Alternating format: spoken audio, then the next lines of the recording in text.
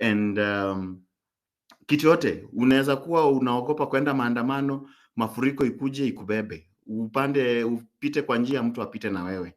So this is the best chance that we can utilize our energy, our competence to fight this bad governance. So let's rethink on how we can get more people on the streets, because the people who are at railways, hapo yo get ya railways yenye ina join na Haile Selassie, if these guys tunge to the parliament, I think we would have helped the guys who occupied.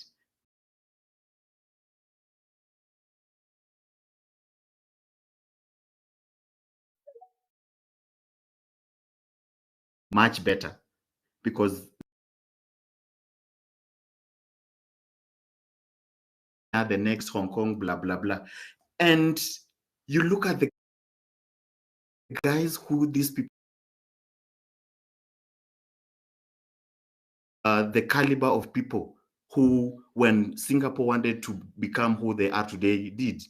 Look at someone like Adan Duale, the Minister of Defense. This guy,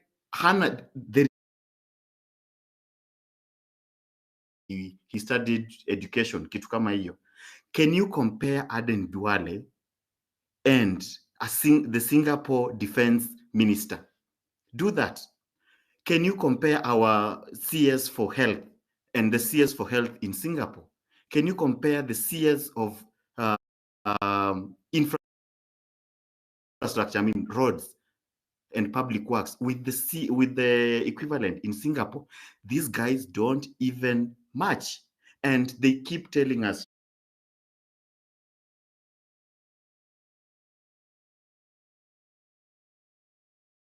easy upuzi ya they want to be the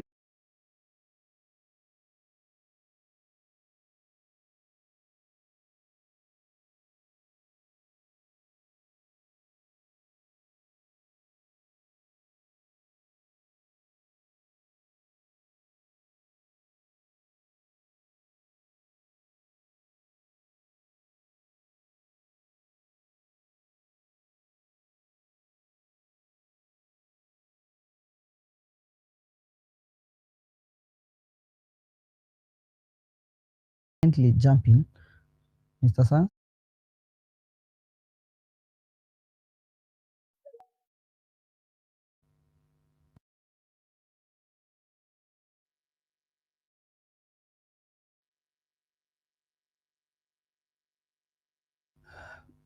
Could Mr. Sans be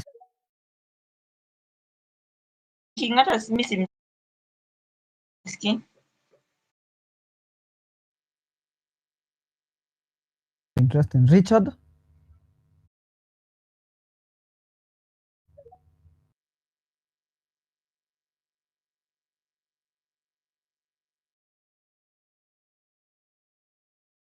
I'm in Nairobi. I say in Kikuyu. Hapa kwa hii jamaa imepotea kabisa. Ichungwa, sijui tumemficha wapi. I want to appreciate this space first. The team, we are doing well. First thing, I want us to have the clear strategy on how we are going to counter this.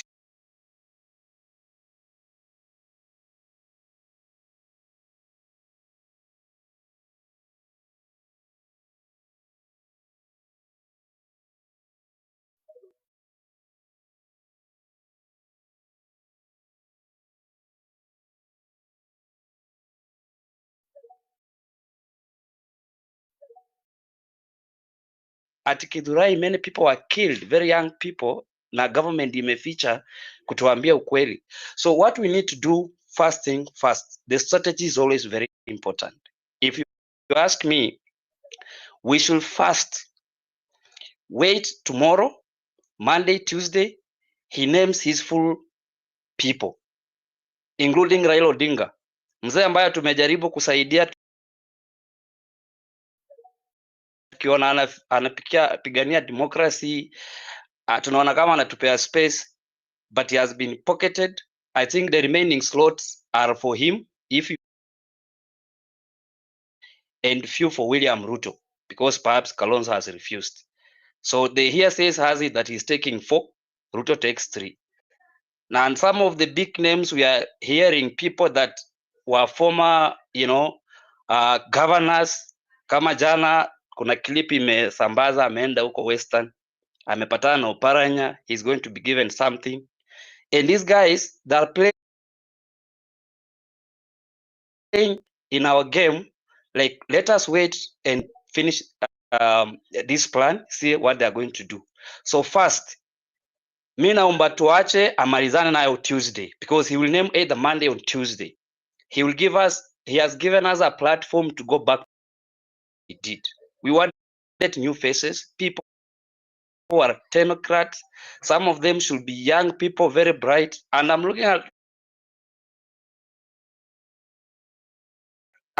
watching at this space, very many people who have qualification, who can help this government to move.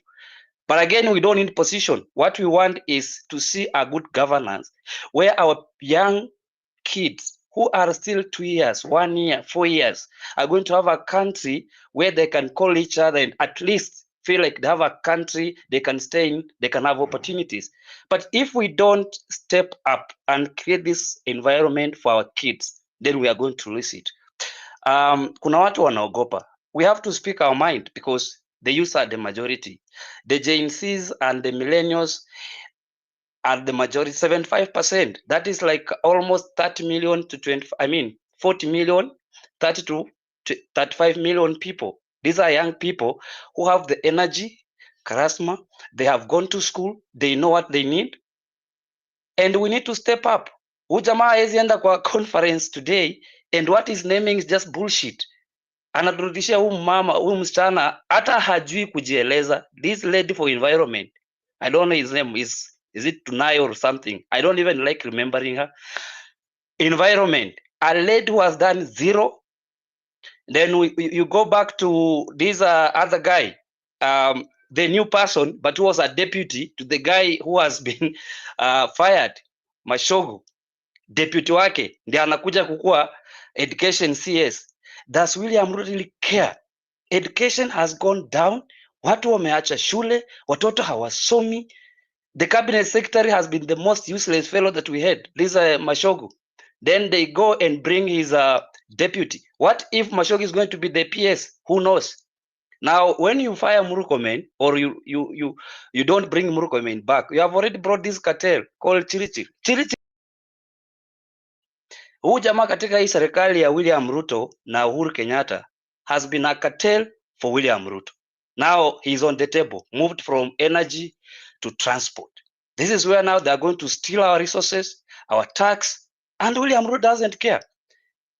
Ruto does not care anybody. He speaks so eloquently. He seems like he's caring. But people say, and it is true, if you follow up this guy, when he gives you something, he must gap for it. So he gives you a ministry, but allocates you resources, he comes for those resources. Then pretends that we are doing ABCD. As young people, we need to step up. We need to first amalize. Atamaliza maybe kesho.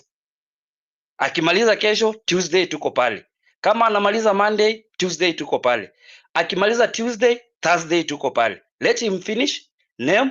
First, we need to destroy Raila Odinga because he has joined a government that we have been fighting, a government that doesn't care. He has been given his goodies, and he has had some few guys to start now going to destabilize our movement. We need to tell him, first, we destabilize the mzee, give him stress, enough stress, and if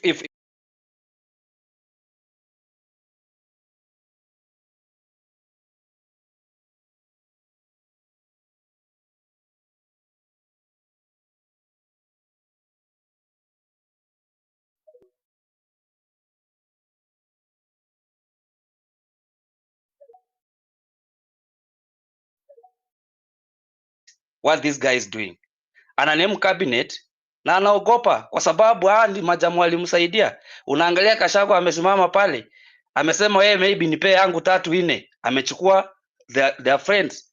But when you go to Central, I work in this field in Central, there's a lot of chaos happening with the young people from Central. They're helpless. There's nothing happening in Central. Young people have gone to hidings. They're taking a lot of changa, and their leaders don't care. They're doing deals. Few young politicians whom we feel like they could have been protected these generations who have joined politics, but again, they have gone into doing deals with the old guys. I come from Bungoma. There's this guy called Didimas Baras. Ni jamaa ambaye, if you look at him, he's still very young, but he doesn't represent the majority of the youth in representation. Look, within 8 years, ametoa wapi pesa? Amenunua helicopter. He has done so many things that if you start following up on accountability, he cannot explain. Deals, stealing, scaring people. He killed a young person in Kimilili. He's walking free, and nothing is happening. Recently, he was in Kimilili, and he was speaking so nonsensely about the Gen Zs. And these are the first people that we should deal with. Some of the young politicians who are misbehaving, who are not being part of this movement in terms of even how they speak.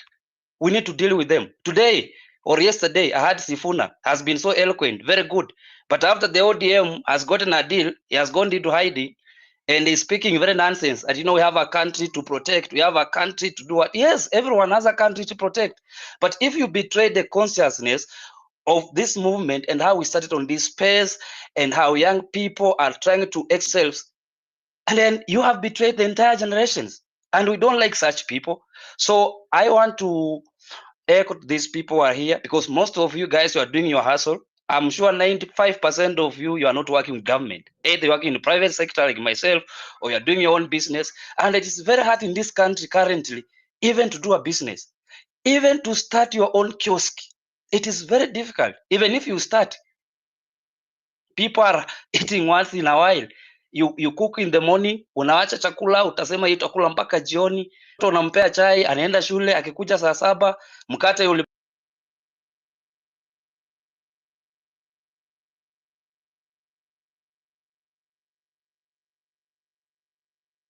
Have we lost Richard? Ama ni mimi tu peke yangu simsikii? Maybe asimsikii. If you are in the request panel, kindly cancel your request and request again. I can't really see any request on my side. Yeah, so tafadhali, because Edgar had an issue with the mic and he has been able to refresh the space. So kama ulikuwa umerequest the mic, just cancel and you request again ndo Edgar aweze kuona your mics, because Edgar is not able to see any mics. Meanwhile, Dani, I think you can talk, tukingoja Achieng. So tunangoja chai ya Chirchir. Now alituibia. So thank you so much, Kenya Daima and Edgar. First of all, let me start by saying I am very ready for Tuesday. Very ready for Tuesday. Whatever. Actually, today I'm so disappointed because the reappointment, Ruto, in short, Ruto alikuwa anatuchezea. Akasa cabinet secretaries wote, then akareappoint 6 of them. So in short, nini alikuwa anafanya? Ni kutupima alikuwa anatupima. It is that notion of garbage out, garbage in. You remove this garbage outside that ni chafu. Unakaa kidogo unafikiria tena unasema, oh, wacha tu nirudisha, I still need this, that around me. And by the way, with Chirchir is the most corrupt person in Ruto's cabinet. But kitu anafanya is rewarding his people. That is what he is doing. And he keeps on doing that day in, day out. Na kutupima, kutuona ni kama sisi ni mafala. Like we cannot do anything about it. So as for me, yesterday there's a space I was speaking jana ya K24 TV and I said this, actually whatever we are fighting for, see ati we want the government to employ all of us, tuko wengi sana, tuko wengi for real, but now the problem comes in that the playing field is not levelized. Personally mimi nafanya biashara, yes nilienda shule nikasoma nikagraduate, but ever since I graduated I've never found a job. I've been applying, so nika resort kusema instead of being idle, let me do business.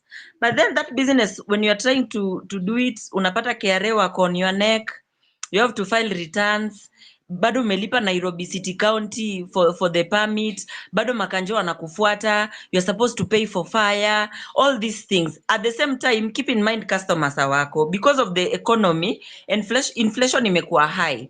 Now the economy I perform poa, so like biz pia haiko poa, because you are like whatever you are doing, customer nini, people wenye wanapata do atalipa school fees, atalipa rent, ama atakuja kununua whatever you are selling, so like imekuwa ngumu kabisa. So for me personally, I was fighting, I've been going to the street fighting, so that at least the playing field equal levelized, at least so that some of us wenye tuna hustle, at least vitu zikuwe poa kiasi, so that at least hiyo do ikue, as in cash flow haiko kabisa, cash flow imekuwa mbaya kabisa. That is why we keep fighting day in day out. Of course tuna fight pia for jobs, so that at least people were employed on terms of merit, because Kenya imekuwa like hii corruption ama hii nepotism inaanzia huko juu, ama hii favoritism inaanzia huko juu. Ruto ana point CS wao na ma-PS wake, au wana point watu wao wenye wana point watu wao wenye wana point watu wao. At the end of the day, sisi wenye hatuna watu wetu kwa gava, we end up suffering. So na tukitry at least hizi hustle zingine, unapata inakuwa ngumu, inakuwa difficult, wenye wana hawk kwa njia, vitu zao zinaharibiwa, like smokies and the eggs and all of that inaharibika. So really personally I can say that for me I won't get tired, because I'm doing this for myself, my family, my children. I'm doing all this for them. That is why I'm not going to get tired in this fight. And something else about dialogue, mimi okay, nani ajui Raila? Hii Kanan Raila alianza kutupeleka mwaka gani? Hatujaifika. Who doesn't know Raila? Tumekuwa tukienda Kanan na tufiki. Raila is self-centered. That is why tumekuwa tukiona after elections kuna kwa na hizi riots, once ameitwa kwa table to negotiate ni hivyo, amepotea hivyo, tunachiwa njiani, hiyo Kanan na tufiki. So really, maybe by then let me just say that I'm not shocked. Rather, I'm not shocked, neither am I surprised that he agreed to go for dialogue. He's fighting for himself. Ni tumbo karai, these people, all of them are just gluttonous. Ni self-interest, because anajua akipata watu wake waekwe kwa cabinet, those people are going to pay him. That is how this thing works. They pay him, or rather even they pay Ruto, and then hizi pesa zinapotea, they eat the money together. So really, I don't think it's time for us to back down, keeping in mind of our fallen heroes. Most of our friends, siblings, sisters, brothers have been killed in this revolution. So I don't really think that if we back down now, all of that is just going to be inaenda kukua wasted. And not forgetting, we are dealing with a narcissist. Ruto is just a very, very big narcissist. Still abductions are going on. Still people are being abducted. So hatujui hata sisi wenye tunatweet huku kwa space ama wenye tunaongea, they're just in these spaces. NIS wako hapa, DCI wako hapa, wanaangalia. Nani anaongea vibaya sana, nani anasema Ruto must go, kesho atakukujia kwa nyumba, you know. So it is still, I think we are in an era where we chose Moi in a different cloth, you know, because Ruto actually is Moi. We are just living in another era of Moi, where even the court orders are not being followed. Tunatumiwa mpaka ma KDF wakati wa protest. Are we terrorists really in our own country? Tunatumiwa KDF. How? Why? Not forgetting IDs, una apply ID. Siku hizi ukiapply ID inakuja na expiry date.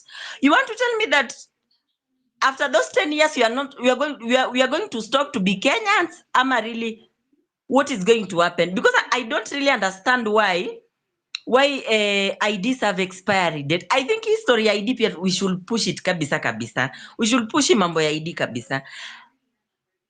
We should push for mambo ya ID, mambo ya expiry date ya ID tolewe. Actually applying for ID should be free. Siku hizo ukiapply ID unalipa. Ukipoteza ID unalipa 2k. Ukienda kuapply ID fresh, like sasa umefika 18 years still you pay. Like which country are we living in? Mimi hata nilikuwa na expect hata passport unafaa tupewe free. But see, nini a few months ago pesa ya passport iliongezwa, we kept quiet. We didn't complain, we didn't talk about it. From 6,000 I think to 9,000 and something. Ukipoteza sahi passport you pay 20,000. As in, life is becoming expensive day by day. So for me, when we say we occupy the airport, I believe and strongly agree. What has happened? Am I the only one who is not hearing the conversation? No, Marvin kindly nini, because everyone I believe everyone is anasikia Dani, na kama uko kwa listeners tupe 200 kama you can hear Dani, alafu Dani make it quick ndo nipeane mics kadhaa. All right. As for me, I should say that we should keep the fight going. We should keep the fire burning. We shouldn't relent. We shouldn't get tired. Remember, when we lose our fear, they lose their power. So time ikifika August, we should start recalling the MPs, because I understand they can be recalled after 2 years in the office. Also, lawyers in the house, please, mutusaidie kuunderstand hizi vitu sana. Nyinyi ndio mmelewa hii mambo ya law sana. So whenever tunahitaji kuchanuliwa, kindly you comb us thoroughly, so that at least tukue combed, tukue informed, so that when we are advocating and making noise and calling these leaders out, at least we have the points, we are saying what is valid. So kindly, also lawyers in the house, I will like to request you to continue with the advocacy, to continue with the teaching us, to continue with the civic education, because the more we get knowledgeable or educated, the more we continue to stay vigilant, the more we instill fear in them, na hatutachoka. Thank you so much. Let me mute so that at least somebody else can speak. Thank you. Okay, thank you. You've highlighted on a very important issue. We are asking for systems that can work. We're asking for people with integrity to be in the government, and that is something clearly. That's something Ruto imemshinda kabisa. We've seen that. We've seen all the vomit yenye amefanya. Meanwhile, I'm still waiting for Achieng to connect back, atupe hiyo chai, hiyo expose ya Chirchir, because in these spaces tunakujanga kuongezeana knowledge, so that when we are out there we are able to understand. Yani uko na more reasons to be out there. I can tell you for free, Dani, what you've talked about, like we went from owning offices somewhere in Westlands tukajaribu a co-working space ya as low as $600 hapo GTC, and I can tell you ilibidi tumefunga tukajaribu a small co-working space hapo CBD ya as low as 25,000, and we could not still manage it. And those are the easy businesses, most of the businesses that have been run by young people. We went to working for mom. Say we are working for moms, but because of all the level field is now, hata tumefika stage we are even struggling to pay rent sasa. And you can see all that. Mnaona kwenye hasira inatoka, and we are not even asking. Me sitishi kiti ya UCS. That's why I am only asking for systems that are working. That's what I'm asking for. I'm asking for the government to have people with integrity, not people who are stealing the little that is there. Meanwhile, let me allow the guy called Marvin Naonge, then I will continue with the rest of the mics. Thank you.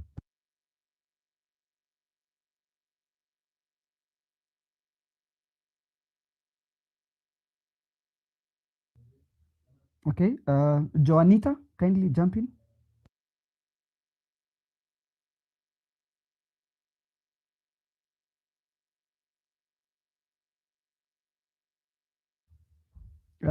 Johnny, unanisikia? Yes, can you hear Johnny me? Nalo. Yes, can you hear me? Yeah, I can hear you. Jump in. Okay, so I just wanted to thank you for the opportunity. I had 3 points to make. First of all, it is very disappointing to see what the president did. But again, I don't want to regurgitate what we've all said. I had 3 points to make, and I'll hand over. We've talked a lot about China, Singapore, and the differences that make these countries. And you'll notice that in China, for example, they have a national civil service exam that makes it open for anybody to take a test, pass that test, and be recruited into the civil service, contrary to the methods we apply today that seem to stem a lot from corporate tradition and practice. So we need to consider introducing something like a civil service exam that would provide a pathway for meritocracy in civil service. Secondly, I wanted to talk about the financialization of the economy. The problem, as I see it in Kenya today, is one of upward social mobility. We talk of the American dream in the States. You can rise from nothing and become something. But we live in a country that you can do everything right, as Edgar has said, launch your business, hire a place, get some money. But the odds of you succeeding are really low unless you're connected. So we need to work on upward social mobility. And to do that, we have to talk about capital flows. All of us listening to me have money saved in banks. Now, where the banks decide to direct money determines what grows in an economy. And what we are seeing the world over is a financialization of the economy, where money, instead of spurring industry and growth and jobs and being allocated to help people start businesses, money is being used to trade, money is being used to buy government bonds. So naturally, all our money is going into one sector and disappearing.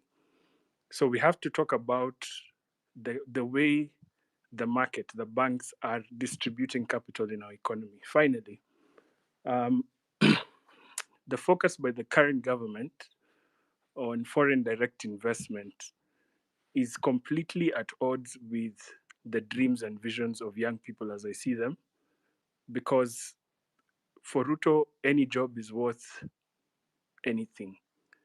And it's okay when you need to survive, you're willing to do them, Django. There's nothing wrong with that. But that cannot possibly be the vision that is being sold to thousands of us with all these ideas and rich expertise. And so that focus on foreign direct investment is well known. The idea is to get lots of money flowing in here, but none of that money really affects us and spurs growth. So unless we deal with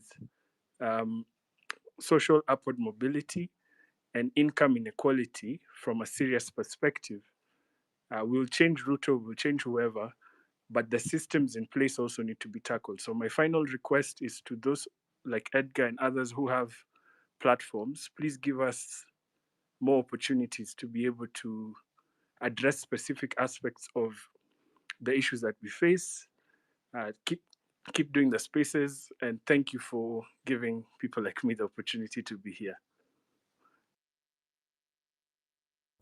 Thank you, Johnny. That was quite insightful, and yeah, that was a good submission. Tony, Tony, kindly jump in. Thank you so much for this opportunity to also hear my thoughts regarding the current, or rather the recent appointments for the cabinet. I would begin by saying, like, this is more or less a political problem, because if you look at the way we do our politics, especially in Africa, in Kenya, it goes without saying that if you want to make money in Africa, basically, like especially in Kenya, if you want to make money, you go to public sector, you go to the politics. to be specific. If you want to help the society, you go to private investments and all that, or rather in private practice or in business. In the West, like in the United States, in Europe, and other Western countries, if you want to make money, you go to private sector, you open businesses, you become an innovator. But when you want to make money, but when you want to help people, you go to politics.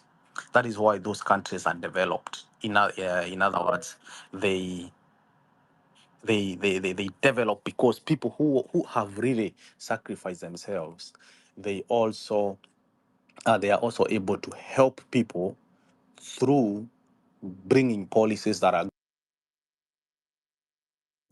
If you look you look keenly, in Kenya we have billionaires, we have dollar billionaires, and these dollar billionaires, they have invented nothing. They own no industries. They own nothing. There's nothing tangible that you can say this person has become so and so simply because of becoming an innovator, of having this so and so these industries which are employing XYZ people.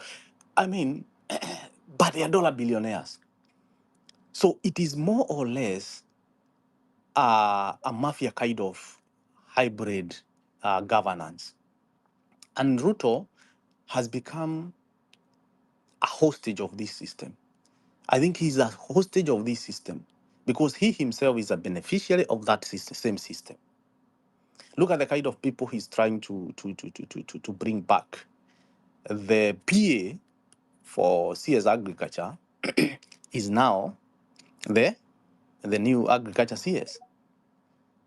He was serving under Mithika Linturi. So this is Mithika Linturi in shadow cabinet. Look at education. The person who has been nominated was the deputy governor for Machogu when he was vying for the previous governorship in, I think, in Kisii or whatever.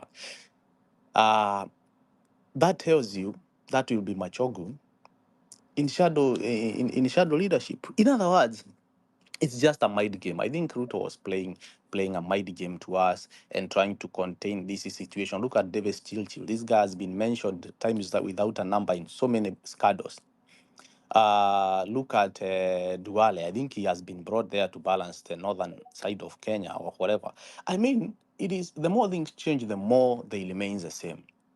And as Kenyans, we need to change this narrative. This narrative of, for you to make money, you go to politics.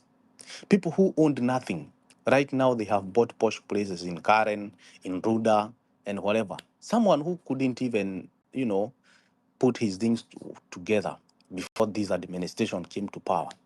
They are now, swimming in pools of money, stashing them offshores. Why? Because our system has literally failed. And when Gen Zs are calling for a total shift in leadership, I guess this is the pivot point where we are saying we need a paradigm shift of our way of governance. Because there's no way that if you want to make money, you go to politics. If you want to help people, you go to private practice. And that's why politicians are so deliberate to kill industries. They are so deliberate in their policies to make sure no business thrives beyond a point where it can really bring powerful people in the society. Simply because they want the politicians to continue dominating, being the dollar billionaires, yet they have nothing to show that this is what I have done to make this much. And these are the people who are policymakers. That's why you saw the other day, the Senate passed the bill that was protecting the conflict of interest. It was they rubber stamped that we are for this. Even the most vocal politicians from the opposition, they are the movers of that. Why? Because the political class has really made sure that if you want to make money, you go to politics. Even the way we do our politics, even the way we do our campaigns, these people come give handouts. Why? Because they're showing you that I can buy you. That for me to get to this position, I have to buy it, and when I go there, I have to pay myself back 5 times, 30 times, 100 times. So even as we address these kind of vices, we also need to interrogate the way we do our politics. Because William Ruto is a hostage of this same system, is a beneficiary. First had a beneficiary. The guy has been in politics since 1992. He has, I think, he has climbed this ladder of opulence through all dubious means. He has been cutting deals left, right, and center. He everywhere you poke hole, he has interest. Everywhere you see, he has interest. He puts somebody there, you know. Even when you're talking about these offices of the first lady, whatever, the first daughter, and all those opportunities are there to embezzle funds. And again, look at the research. They are defunding the research. They are not even concerned about the research. They are not concerned about education. That's why the education now is becoming like now a nightmare to anyone who goes beyond Form 4. Education will become so expensive so that the society can continue producing dumb people who cannot make logical decisions to be able to bring a change. This is so intentional because it is like that so that the political class can continue. So an overhaul of this system is very important, right from the policy level, right from the way we do our politics, right from the way we pray.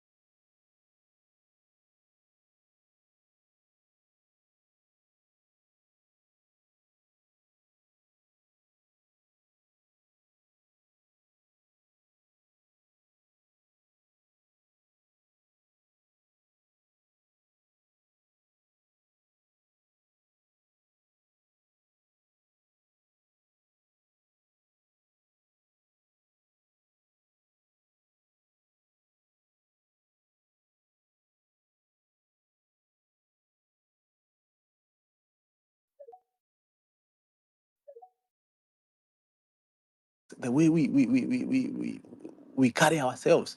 Look at these people in those positions, in high positions. Most of them have gone to the best schools in the world. They are Ivory Universities materials. They have gone to the West. They have seen how good the system works. They have seen how good policies efficiently transform a society from a third world to a first world country. But they consistently become hostages of this evil system of going to the to politics to make money. They have consistently sung the dances and the dirges of people who want us to be enslaved. In other words, as we interrogate this way, the way for the way to go from now, we also need to see how we can change the way we do our politics. Because even William Ruto right now, he's becoming a hostage of this system. And he's making it so difficult to balance between the two, between us, the slaves, the taxpayers, and those people who propelled him to power.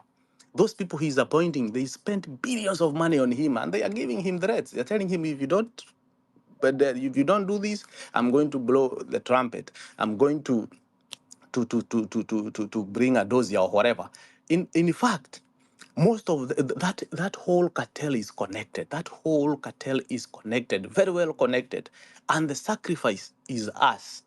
They say better sacrifice this person and this one and the other one. It is easier to contain them than you. So we also need to change the way we do our politics, right from the policy levels, right from the grassroots, all the way to the top. If we want to show the way, we as young people, we need to groom our people. We bring them up. We sell them online in our forums. We do everything. We do proper education to our parents, our brothers, our peers, and everything, and we show them reality of how things should be. Whenever you go to these Western countries, for those of you who have traveled, all those things that you see, we are denied that because of this kind of way of doing politics, where people pay their way up and they have to maintain that so that they can be able to please those people who propelled them to those places. Thank you so much. Mkenya Daima, kindly. Yes, okay. Please give me a second. This is totally off topic, but I would like to point out something.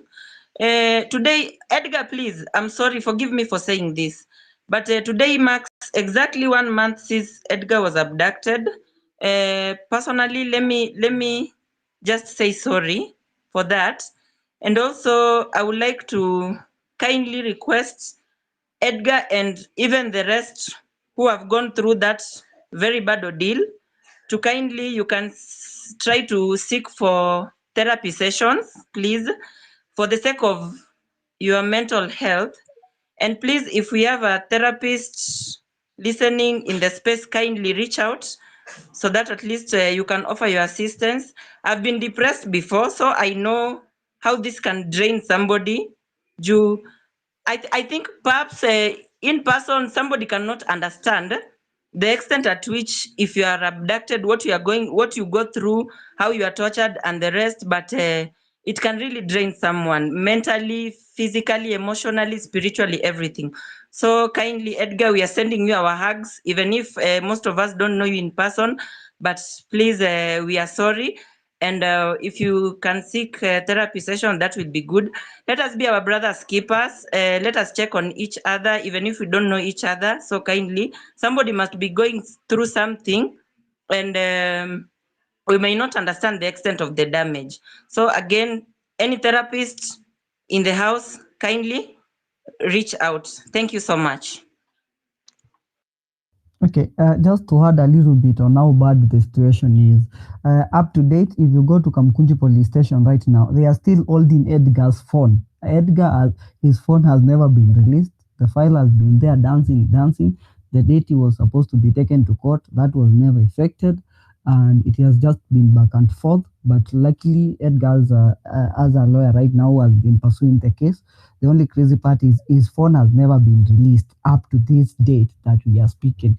Go to Kamkunji police station, go and confirm Edgar's phone is still there. That's how bad the situation is. But I think it's a matter he has also captured it in his book about his abduction, which I believe it should be out soon. And I'm grateful that I also called all that in the book. Yeah, and thanks for that. You, Anita, kindly jump in.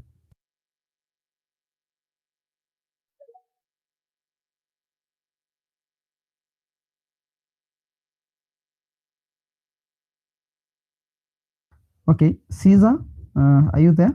If Caesar is not there, Ace unaweza ongea.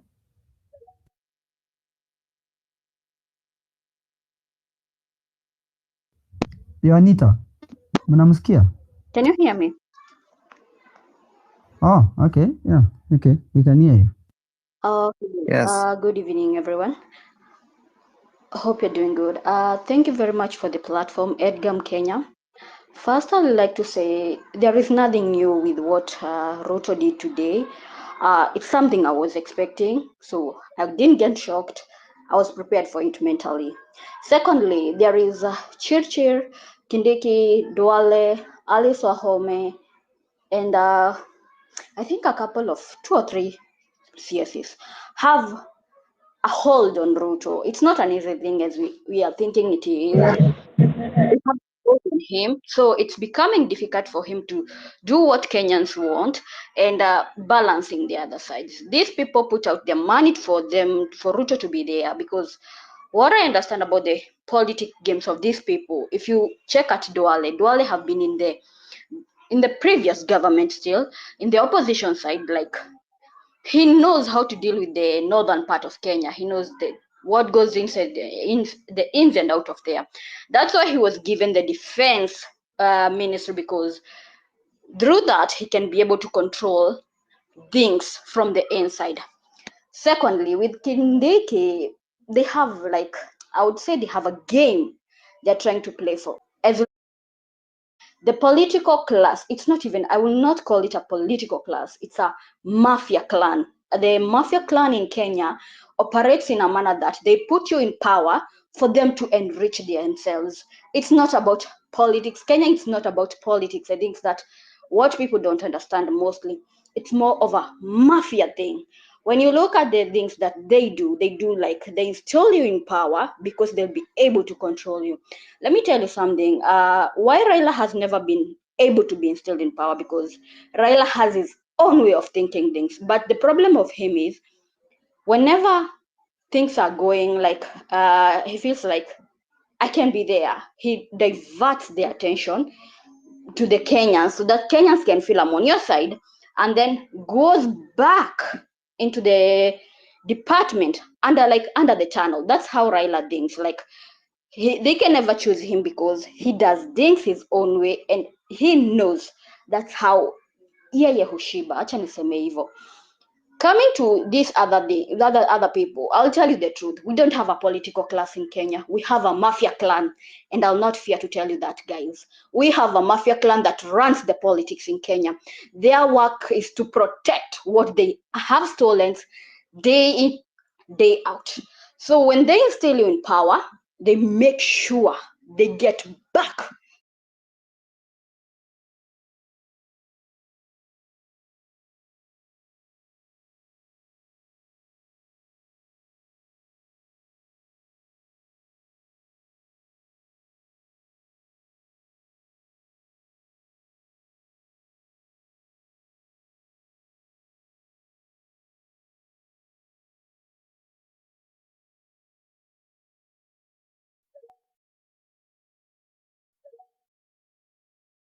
these are mafias, silent mafia who control what they want you people to know and what they want the president to say, like their stomach matters. I'll say, and if it's gonna get me into problem, I don't have a problem. The Kenyatta family, the Odinga family, the Moi family, there are a couple of families whom I could say they have the hindrance of the mafias. These mafias are more private than the people we see on the front row. Actually, that's what happens. They are more private. You can never know them. You can never know how they're running their things, but that's how they run their things. Why did Ruto tell us he has fired the cabinet? Because that was the only way to try and calm down the system. They told him, okay, this is what the people want, do this. So Ruto is on a balance. First and foremost, yeye ni kichwa ngumu kivyake, so wanajaribu kumcontrol na yeye anajaribu kuwa control, so it's becoming a very difficult balance. So I'll tell you the truth, no matter what you do in this country even if you have a good intention as a politician. I had an argument with some people some days back because they were telling me, oh, our area MP has not done work, and I told them no. The MCA might have good intention going to that post, but the problem comes when the people on top. I'll give you an example with the saga with the Kimani Wamatangi. Like he's my governor. My area MC has been having issues because of people complaining, oh, Jajenga Barabara, you've not done this, you've not done that. But when I try telling people, they are both having issue, and he cannot do anything without funds. They'll say like, no, you don't know anything about politics. No, unless the top bosses agrees on what you want. And if whatever you're doing doesn't go to whatever the bosses want, they're gonna squeeze you. They'll squeeze you like the way they squeezed Mike Sonko, the way they squeezed Waitito, the way they squeezed Kambogo. They squeeze you to a point like you'll be a little bit silent because you're not going to their flow. They're gonna dirtify you. So as long as we want change in Kenya, I'll tell you the truth. The mafia cartel they call themselves the political class. As long as it's still running Kenya, I will tell you the truth. Hakuna change tutafanya Kenya. It's a very long process that it will headache us. Now, how this process came into power after the colonization, because it has been mentally instilled in Africans that, oh, unless we do this, our Africa hawezi sikia kitu, like we control them. That's why the IMF is in Africa, the World Bank is in Africa, all the international bodies feel like Africa is their dustbin where they can dump their businesses and remove money. It's the reason why you find, like, I'm sorry for talking much, it's the reason why you find like the likes of Syria, the likes of Middle East. Why do they have war?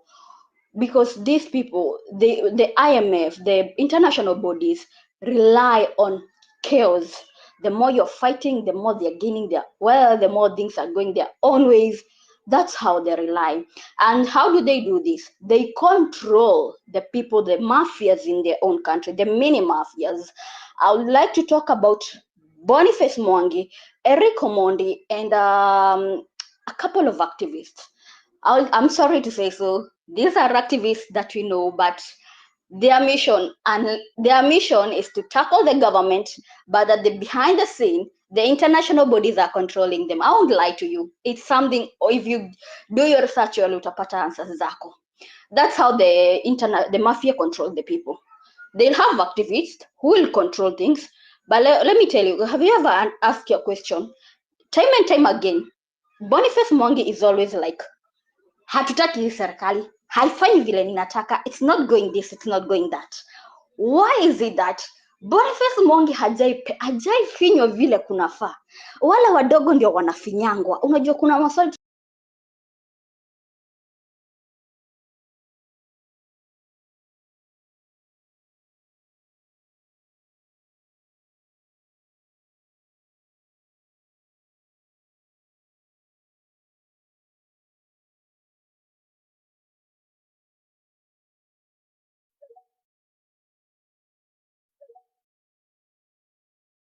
it's the mafias working in Kenya, the likes of Kindiki, the likes of Ndwale, the likes of Musalia Mudavadi, all those political classes you find in Kenya. It's more of the mafia talking, dealing with activism, because they feel like ndio maana mnapata Boniface Mwangi akiwaambia mkienda State House hiyo ni kifo. Kwa nini atawaambia mkienda State House hiyo ni kifo? Kwa sababu ashaambiwa wewe sasa hapa ufai kupita. Parliament mnaweza fika, but hapa ndipo hamfai kufika. Let me tell you one thing, the moment people occupy State House, that will be the end of the current regime in Kenya, the government in Kenya, because that means the international bodies will have to step down and say, hey, tumefika mwisho. Occupying State House means like the government has no power again, and that's why Boniface Mwangi, the rest are trying to warn you. Hata kama wanawaonesha we are there with you, lakini wanawaambia occupying State House is kifo. Kwa sababu gani? Wanajua mkioccupy State House mmeshamaliza zile the main thing. Hii issue ya kina Churchill, hao ni watu ni cartels wa Kenya, by the way. Those are big cartels in Kenya. Alice Wahome, a very big cartel in Kenya. Churchill amekuwa kwa the government ya anaitwaje, Kibaki, Uhuru, and now in Ruto. Churchill ni cartel kivyake, Duale ni cartel kivyake. Alice Wahome, those are cartels. They are mafias in their own ways, so they have to control. So I would like to people, I'm not in the country, that's why I'm telling you people, if you want to occupy and if you want to pull down the regime that is there, occupy State House. Occupy the State House. I'm sorry. Occupy the State House. It's the only way that's the only. Someone said like tunafaa tufinya mali tasikia uchungu. State House is the only way. Occupying everywhere, I'll tell you the truth, won't make sense, because hawa wanapiga kelele huku, hawa wanapiga kelele huku, hawa wanapiga kelele huku. No, it cannot be like that. You need to have a one stand, like we're gonna occupy here. Like the stand I saw of, let's occupy what do you call it? Uhuru Park. Occupy Uhuru Park was very fine because you people all gonna be in one place. They cannot kill everyone. And that's why they cannot kill everyone, because the human rights will still be watching them and the rest. The orders mostly comes from the international bodies, like if they wakileta ujinga weni. Hiyo ndio maana mnapatanga Syria, Palestine, Israel, like wanauana. If they resist, kill. It's the order from the international bodies. If they resist, kill. It's the only way they know their power. So they're gonna kill. I'm not gonna lie to you. Killing is the only way they know how to silence. And you have seen the masses and everything they've done. So someone who like tulipewa a bad picture about is Osama bin Laden, Saddam Hussein, Muammar Gaddafi. These three people were people who are refusing to do their ways. That's why they had to be killed. The moment you refuse to do what they want, they will kill you. So they will still leaders in their own ground who will be able to control. They will be able to control. In Kenya, they've instilled leaders, but Kibaki at least alikuwa anaweza kubalance. Uhuru at least aliweza kubalance, but sasa shida ya Ruto ni moja. Ruto akona makatels wengi wenye ameshindwa kucontrol yeye mwenyewe. Ndio maana inakuwa ngumu, ndio maana tunasikia imekuwa ngumu kila mahali, like it's difficult. So I'll urge you, like, if you're gonna occupy State House, that's the only place that's gonna make Ruto down, and Ruto going down, he will go down with his own cartels. Because the main mafia, mi nasemanga the main mafia, wachana kina hawa cartel kina Dole na whatever, the main mafia watamwambia wewe tulikupea hiyo nguvu but umeshindwa kumaintain, so they'll let him drop. Thank you for the platform and wishing you all the best, because if I was in the country, believe me, I could be on the forefront. Thank you everyone for your time. Okay, thank you. The message is clear, and the only mission that we have right now is to occupy State House. Hii idea I've had, like, you know, people like Recomondi, people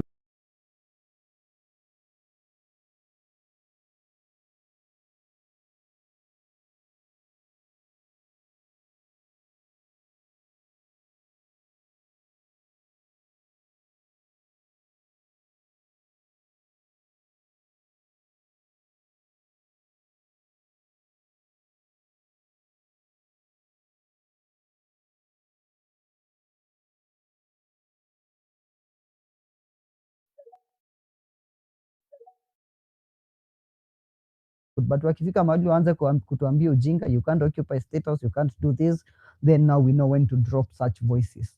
So that was very important, and the message is one. The message for Tuesday is let's occupy State House. Hizi ideas mingi zenye tunafanya ni unnecessary.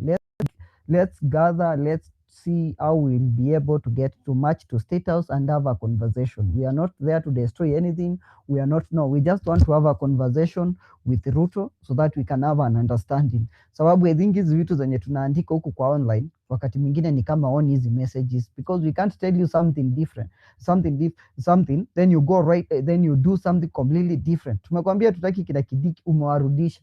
Hatutaki kina Chirchir, umewarudisha. Sasa we're going to have a conversation with you. I think the only way we can have a conversation with William Ruto ni twende pale tuongee naye. Meanwhile, I will just be requesting a small help from the guys who are on the space and they are listening.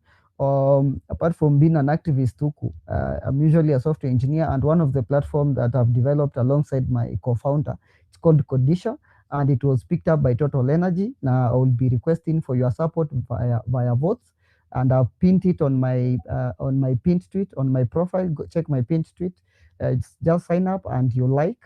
That's how you are voting for my platform to advance in Total Energy Startups Challenges. So it's one of a very good disruptive idea, and I'm really happy I worked on that project.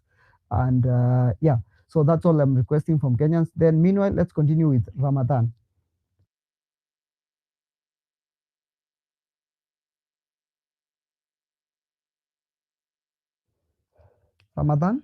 Ramadan, kindly jump in.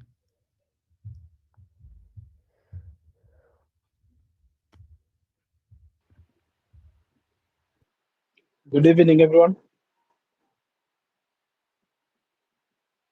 Hello. Yes, tunakusikia Ramadan. Continue. Yes, continue. Okay, thank you, Edgar and Mkenya Daima, for giving me this opportunity. Okay, I just want to speak for just a few some things to try to understand. First of all, if there is anyone that is more angry, is me. Reason why? Rito, he has shown us a middle finger in a way that, you know, something that comes in my mind is that how comes, okay, in another way, you say that you have hidden to the call of the Gen Z demonstrating because for the good governance, good leadership, and accountability and transparency.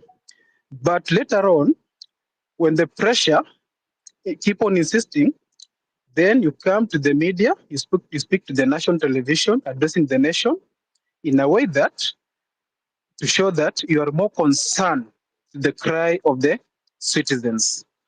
So the question is, after hearing the cry of the nation, then to an extent you come and dissolve the cabinet in a way that you are planning to reconstitute it again. Okay, that's good. We applaud that move.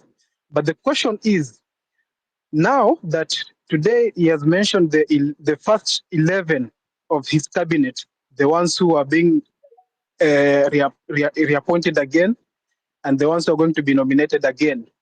Let's keep in mind that there, in the first 11, we have the 6 ones who are in Minister of Interior, that is Kindiki. We have Duale Defense, and we have Chirchir, and the rest. McHugh, you should know that they will not go through vetting as per the articles of our constitution during the vetting, because these are they've already served, and the only ones that who are going to be vetted that the ones who are being now new nominated. Those are the ones that they're going to be vetted. So my question is, we have some lawyers here listening, and we need they should try to educate us more. Okay, you dissolve the cabinet. Later on, you gazette them in a way that these are the cabinet is being dissolved, and the names that appear in the gazette, which means the public names whereby they cannot hold office anymore. Reason being that the nation or the public, they have vote of no confidence to them. So today, Ruto coming to address the nation and renaming the same people that we have been in the streets demonstrating to be not nominated again or to hold any public office again. So I want lawyers to explain to us, how is it possible that, how comes you gazette the names, you dismiss the cabinet, the names who are in the cabinet, then at the same time, then you come again, you reappoint them. So how does this work? This means that Ruto, he has shown us a middle finger in a way that he has the power. He controls everything. No matter what we say, no matter what we do, he doesn't care. In a way that we'll keep on ranting here and there. We come to the spaces, we do some civic education, but who is in power? Ruto himself. Remember that we are working according to our 2010 constitution. But the question is, does this constitution only works for the people who are below, as in the young people who even you don't, as in what I'm trying to mean is that does the constitution work for the big fish, but for these people who we normal Kenyans, so whereby how comes when a matter is being addressed to the nation in a way that we have some corrupt politicians. In fact, even our parliament, we cannot say that these are we don't have leaders. These are just dealers. And McHugh, our politicians, these people, they are not here for us. They are there to cover their interest and the interest of the party. Whereby every time when you go to the general elections, remember that what I keep on asking myself, each and every the one who runs for the higher seat, the seat on the hill, why is it that every time that example like what happened to Ruto, Uhuru, and Raila, they always keep on visiting they always visit to US. What is it that when we always hold our general elections, these leaders, they always visit US? What is it what is the deal? Does they go? What does the US offers them? In a way that when they come back, which means it is already done deal. So the question is, not even the question, what I'm trying to say is that when you keep on saying that, I know every space that we keep on holding, we have some snitches in the name that they are listening, and they keep on marking who says this and who says that, because our country is being, our country in a way that, sorry to say that, so our country, we have a very, very good country, in a way that, why is it that when it comes to general election, our politicians, especially the big fish, the prominent ones, they keep on coming with this ethnicity, which means our country is being divided into ethnicity. But when the move of this movement of the Gen Zs reappeared, it got them off guard in a way that they never expected. How? It is tribeless, leaderless, partyless, and in a way whereby these politicians, I can say politicians, but they're not politicians. We do not have leaders in our country. These legislators, they're not legislators. These are just dealers. They're there to pursue their own self-interest and to cover for each and every one of the one who is occupying any seat in any constituency. So who are they? Who are suffering? It is we Kenyans. And this now that we are in I can say the Generation Z, as the famous word, but this is the third liberation, a third liberation. And this third liberation, it doesn't have tribe, it doesn't have leader, it doesn't have party. So it has become a threat to the political class. And you can see they are now regrouping themselves. Why? Because the movement, it has become a threat to them. Meaning, if they have put their differences aside, in a way that they need to counter the movement to protect their interests. To protect their interests. So, what can we do? We keep on saying, let's go to the streets Tuesday. After Tuesday, we rest on a Wednesday. Then let's go to the streets on a Wednesday. I mean on a Thursday. With what agenda? Then after that, we rest. So government, they keep on learning our moves. Yes, it is good. They learn our moves, but if we go to the streets, example like on a Tuesday, they'll just ignore, say, they'll demonstrate on that particular day, following day, they go back to their homes. So look at what is happening in Bangladesh. We keep on coming to the space, we educate each other, we mobilize, but when it comes to the ground, we do not have numbers. And when it become a threat to a regime, we are not overthrowing the government. We need them to hear our cries in a way that if we mobilize in a large number, in masses, it will become a threat. In a way that if we decide let's occupy a certain a certain public office or a certain public building. So how can we coordinate?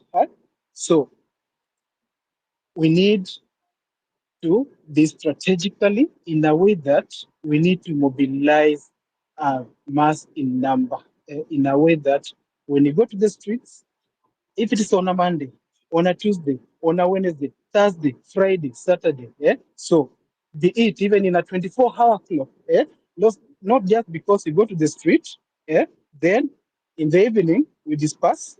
No, if you say that you let's occupy Uhuru Park, for example, this Uhuru Park, let it be a meeting point whereby we are meeting in a large number of people. So we articulate our views. We share our views. But when it comes to the space, we will talk, We'll talk. We have some snitches. They have their notebook. Keep on writing down. Or Edgar, you say this. Then let's trace these people. The question is, how are we going to do this? We need to come strategically. So the thing is, what I'm trying to say that let's mobilize people. Let's come large numbers. If we decide to occupy a certain place, let's occupy a certain place. Then we can see when you keep on the pressure to the government. Because what now Ruto doesn't care. Ramadan, we are losing you. Some have injured, some have died. So, So I think sorry. I was just telling you we are losing you. We can't hear you. Unakatika sana. So I don't know whether 6,000 you can hear us. Kindly jump in. Yeah, Mkenya, you can hear me, right? Yes, nakupata. Yeah, so first of all, I want to say Ruto is a madman, and madmen should not be given a chance to lead a country. They should just be participants. Secondly, vote for my boy Mkenya on that Twitter hapo. Make sure you vote for him. As much as we are fighting this revolution, pia lazima unga ipatikane. So vote for Mkenya. Now I want to say this. Mi nakuaga mtu, I don't believe in failure. Failure has never been an option to me. And when I decide we are doing it, we are doing it. One problem affecting Kenya is recycling leaders. And recycling this leader a problem since independence up to date. The same faces we've been seeing since independence are the ones that are fucking us up. They have created a cartel in the government, which is now legal. And Ruto is a very clever man. He has done this twice on purpose. One is put out a cabinet to set up his people. Wananchi wakikataa ataenda waambie niliwarudisha, wananchi wakakataa. Sasa nyinyi endeni. Secondly, he has put up so that to test waters aone what will the citizens do. Are they going to be angry or are they going to accommodate this, because this is a poll that was given by TV47 somewhere. Now, when I come to us as a person, as a people, we have a problem, na shida yetu ni kuanza maandamano saa 6 ya mchana. Hakuna mahali unaweza anza maandamano saa 6 ya mchana na ikuwe successful. Umepatia opponent chance. In football there is something we usually say. Kama unaenda game away, make sure you arrive on the field 1 hour earlier so that you can learn how the ground is. You can learn what corner kuna mashimo wapi. In case player anaweza umia, tunaweza tumia side gani poa ya kukimbia. That is what we do in football. We usually say before when the ball, kula 1 hour before game. Why do we do that? So that usikue mzito ukifika kwa hiyo grao. But sisi on this side tukileta the same context hapa is just that we are failing to learn our opponent, and we are giving our opponent time to strategize and come up with measures on how they are going to oppress us. And these policemen are they know. When we had large crowds, they could not manage us. And when we had lesser crowds, imagine kama Tuesday walitufinya katikati. Polisi walisimama Kenyatta Avenue, wengine wakasimama ile round hiyo junction ya Koja na Kimathi. Wanapiga tear gas huku, mnabaki na hiyo choche iko hapo, hiyo place inaitwa Jos. Hiyo ka restaurant hapo Jos karibu na Bihi Towers. Kuna choche iko hapo. Hapo wakaamua na wakapiga tear gas, wakapiga ile maji yao. Inamaanisha wameshawa overpower. So ni watu kuskata into crowd, wengine waanze kukimbia home. Tukiwa wengi wakichapa Moi Avenue, Kenyatta Avenue ina run. Wakichapa Kenyatta Avenue, Kimathi Street inakimbia. Wakipiga Kimathi, Tomboya pia ni ngumu. Wakipiga Tomboya, Ronald Ngala ni kubaya. Wakipiga Ronald Ngala, Haile Selassie itembei. Haile Selassie, Uhuru Highway itembei. That means wenyewe hata watachoka waende home. So I'll tell you one, this country belongs to us. And I've always said, I will always go to these maandamanos. Why? Because I love my country. And I said, it's not because I don't have money. And I want to tell any person wagava mwenye ako hapa. Me, I earn a very good salary. And I'm here because I'm fighting for my country. There is nobody who has funded me to leave my house to go to this maandamano. Hakuna. In fact, hakuna pesa inaweza ninunua niache my country. This country is very important to me. Mimi nimekataa kuenda majuu several times because I love this country. Hakuna ile freedom yenye naweza enjoy Kenya yenye naweza enjoy huko majuu. Imagine Kenya right now naweza cheza ball kama leo nimetoka job, nimeingia zoezi, nimepiga zoezi 6 to 8. Nimekuja kwa nyumba, sasa natoka kwa nyumba niende pale pool. Kesho ni weekend na enjoy. Siwezi pata hiyo nini nikiwa majuu. Majuu lazima nifanye kazi 3-4 ndo ni survive. Hapa salo moja pekee imetosha kunieka hapa na enjoy life. So guys, this is what we are fighting for, that freedom. Wale wanasema sijui atenda maandamano, tuko na job na mnalipwa sijui salary gani. Sare hizo, ambia mdosi maandamano lazima tuende. Hata mdosi mwenyewe unamwambia si tunakupigania. Me I once told my boss tumeongezewa tax from 12% to 20%. Lazima tuende huko nje tupiganie hii finance bill idropiwe. Tukitolewa 12% peleke 20%, sisi kama kampuni si ndo tunaumia. Tutakuwa tufanyi kazi, tutakuwa tunafanyia KRA mboka. Already providers wanakula ido. So sisi wenyewe tukipata hii pesa haitusaidii. So guys, I just want to give you a challenge. Na hii maandamano si Tuesday pekee. Tuanze Sunday. Sijaenda kanisa for 11 years. But this Sunday nachukua ile kitu ya Mwabili. Mimi nitatafuta kanisa William Ruto ataenda. Na hapo kwa pulpit nitaitisha mic. Whether itakuwa nini, nitatafuta hiyo kanisa. And if I get a chance to get to that church, nitaomba mic I speak. Because imefika point tunaanza kudefend religion, unaona mapasta wanakuja side yetu because wanaona sisi tuna complain. After washaona gava inaongea wanatuambia dialogue juu washalipwa pale State House. Churches have been the biggest avenues zenye zimekuwa zina spread money laundering, corruption, bribes. Hizo ndo zimekuwa the biggest avenues and we should stop them this Sunday. Sasa wajue we are also against churches that are taking bribes from these politicians for this politician to side with them.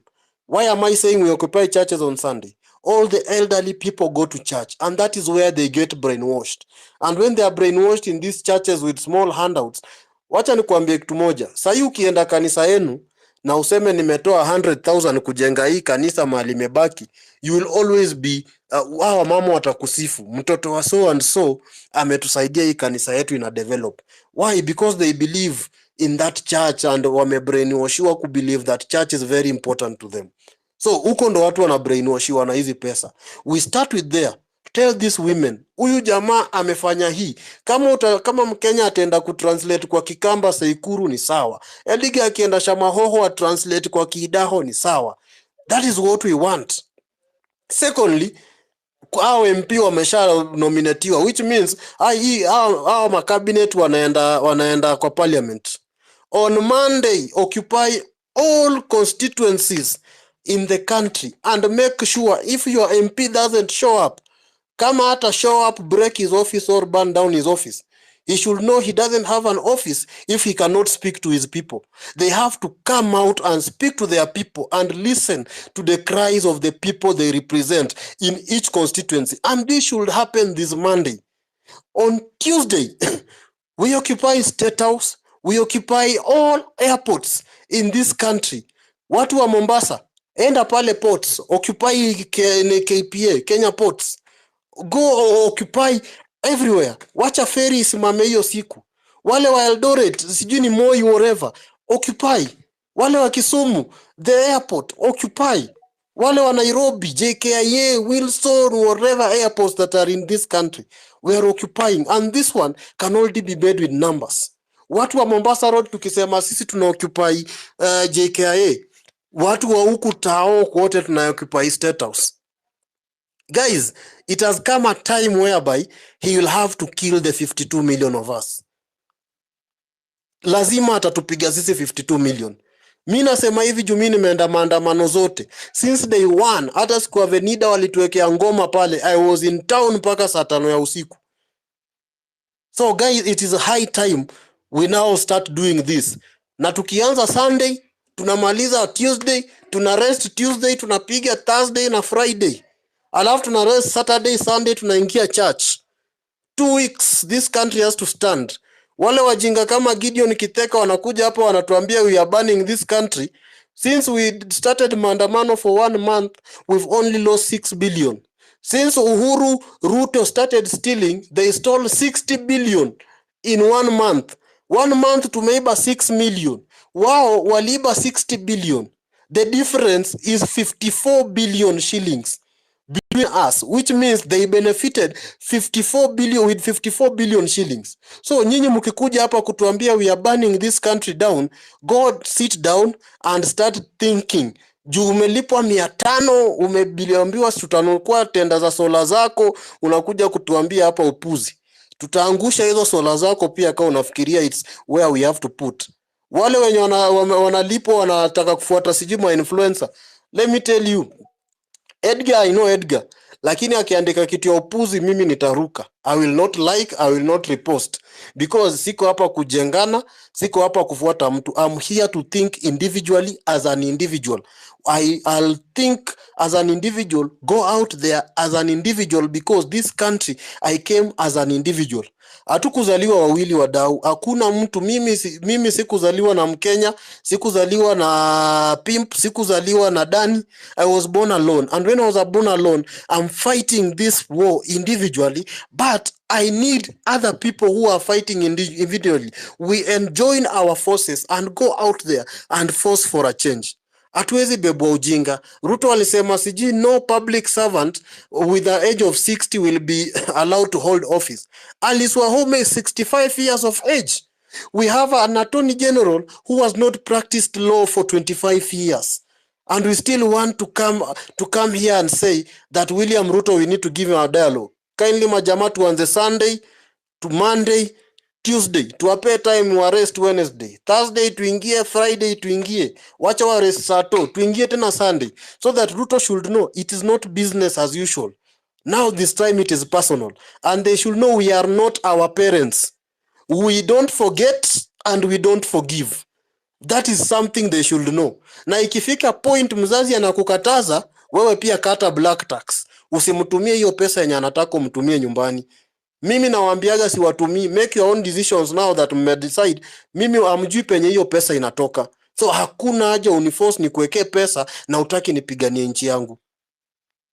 Guys, tutoke. Now we are all hypocrites and we are all fools. We listened to people who told us not to go to State House.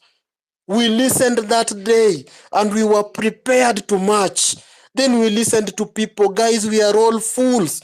I'm also a fool. I listened to these people. Kindly let us stand up as a nation, as a people, and take back our country.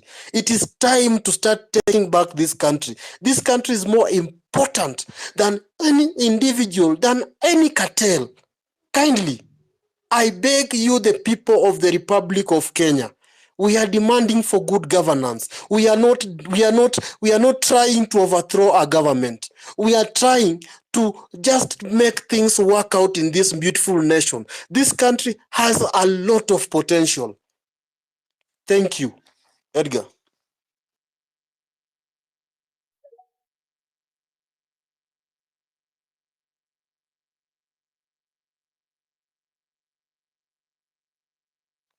Edgar, are you there? Yes, I'm here. Thank you so much. 6,000. Kwani Mkenya amedrop? Mkenya sasa anatumia Infinix kwa space. Shida watu wa Infinix ikiboil mic inakuwa mbaya, unaanguka. Oh, okay. Kuria, you can take over. You can give your submission. Yeah, thanks everybody for having me. Hopefully I'm audible. Thanks for the host and everybody. So I'll just give a quick submission. So the beauty of all these resubmission and reappointment has really reinforced something that who Ruto is. He's really a convincing liar, and all along, people generally were tending to starting to warm up to him. But I'm really loving that we can see and convince it to our parents and everybody, this is who he is. So I agree with all the previous speakers, what they have said, and we really need to hit hard where it hurts most. So it's a genuine consensus that State House is where we should be, and we're not going to change our mind. That's where we should be. And in addition, I just want to just throw something in there. So there's this image that he has really tried to portray that in terms of getting international media, I think that's another thing we need to have. I think we should we should actually also try to picket at an embassy. And I think the American embassy will also be another place that we should actually probably go and picket there. Because this definitely, I think he really portraying that good image, that to give us the mass outlook to everybody. So I think it's another target we should actually probably consider. I'm just throwing it out there for anybody for consideration. But that is a thought that, I just wanted to say. That's all from my end. Thank you so much for your short submission. Mkenya, can you hear me? We Mkenya.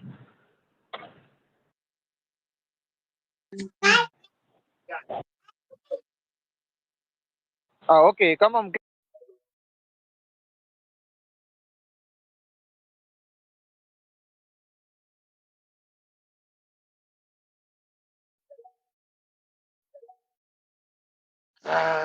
Me, I'm just conflicted because now we have a lot of Gen Zs are losing this battle in a very big way. What a losing battle without a fight, without them being introduced into the government, without them having a say. Why? Because the first thing, they didn't have a leader, so they have no ground of presenting their problems to the regime which is there. The only thing they're doing is just fighting. Then they didn't want dialogue.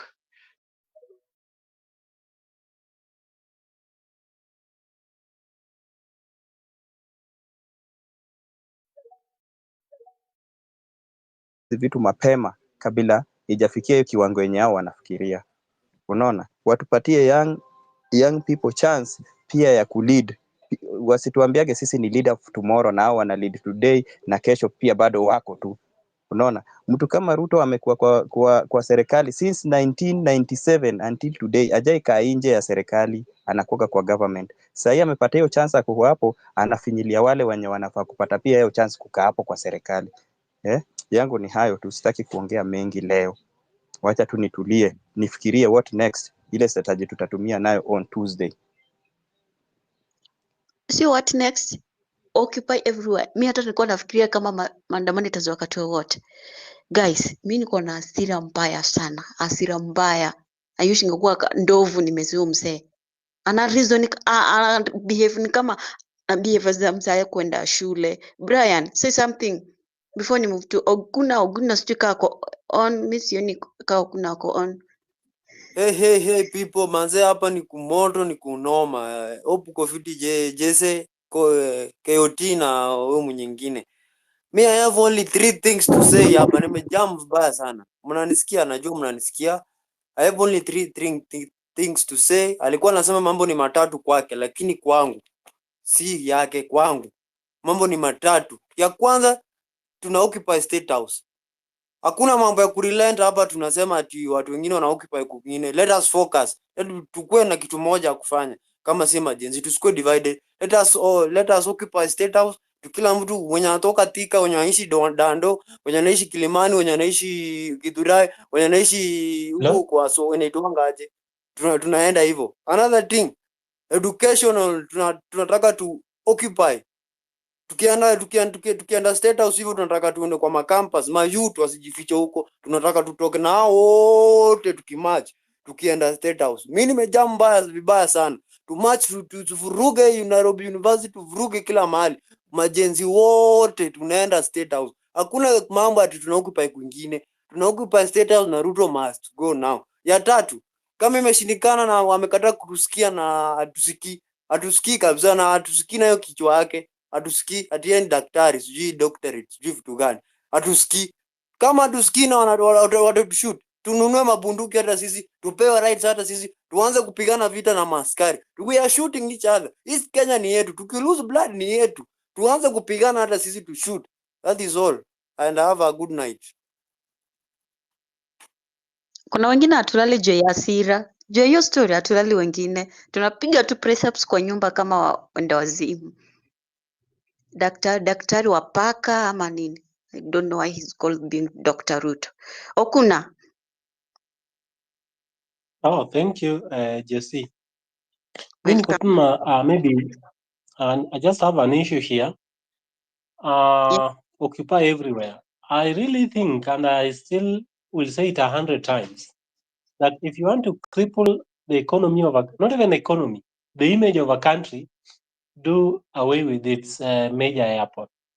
Actually, if we can have a way, airport is very simple. There are not many routes. It's just one route. So the moment we go and block the entrance of JKIA for 1 week, you see JKIA host international airport from every corner of this continent. Major airports lands here in JKIA. That will be the first point to touch the hearts of this Ruto, this guy in State House. When we go to Uhuru Park, I've been in the demonstration. Actually, for many years, there's no demonstration in Wainipita. If we go to the Uhuru Park, I'm telling you, with the heart of Ruto, he can even bring you tea. He can even bring you water to drink. He can even bring you bread to go and have as many bread in Uhuru Park. Why? There's one, it has nothing to do with the economy. That's a leisure place. So even if you stay there for 1 month, there will be no harm to this government so long as the airport, the parliament is running. So to me, I really wish that instead of engaging very many areas, we need to strategy. Strategy is very important. Ruto is in State House to strategize. For us to succeed, we have to strategize. Strategy means you hit where he was not thinking about. The reason why finance bill was withdrawn was because people went. Me, I was at the airport. I mean, at the parliament. We went up to the parliament. That is when he said, this one, we have to withdraw the finance bill. Without that, Ruto could have not done that issue of withdrawing the finance bill, whether it was just by mouth. For us to really make Ruto accountable, Uhuru Park is not, to me as Victor, Uhuru Park is not the solution. Uhuru Park is a leisure. We can go there even a million people, and there will be nothing that will be done. Ruto will do. For us to make this government accountable, for Ruto to calm down, there are only three options. One, to paralyze the operations of the parliament so that there is no function. There's no, I don't know when the recess is coming to an end, but they will be operating under very tight schedule. Every now and again, they are being told that the people of Kenya are coming to them and they will flow.